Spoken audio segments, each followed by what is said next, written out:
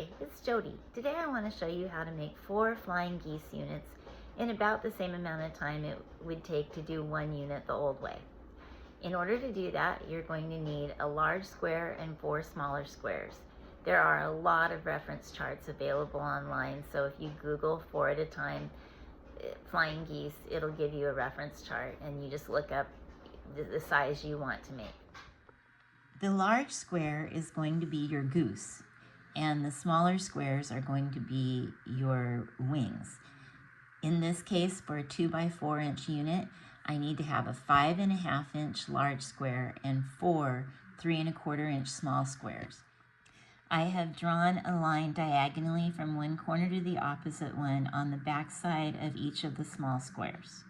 I have placed 2 of the smaller squares right sides together in opposite corners on the large square. They are going to overlap. Now I'm going to sew a 1/4 inch seam on each side of my line. And now we just cut on the line. You end up with pieces like this, and then you need to press them open so that they are kind of a funny looking piece.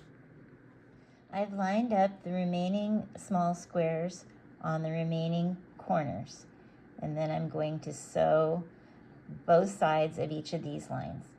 Once again, we're going to cut on the lines and press them open. And there you have 4 flying geese.